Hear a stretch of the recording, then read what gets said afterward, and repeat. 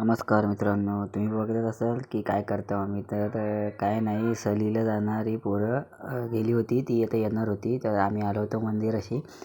राजन म्हटलं जरा शेकोटी पेटूया. ते काकी वगैरे आल्या होत्या पोरांना आणायसाठी. तुम्ही बघू शकता कसं आम्ही शेकोटी पेटवणार होतो. तेवढं शेकोटी पेटली, कारण थंडी लागत होती खूप. वाजले असतील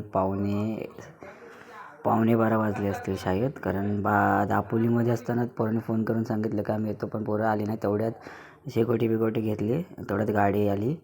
ती बघू शकता, गाडी आली शाळेच्या पोरं सहलीची, आणि पोरं उतरली. तर बघा तुम्ही पोरं कशी उतरत आहे तिथून. आता वाजले होते बरोबर 12-10 झाले होते.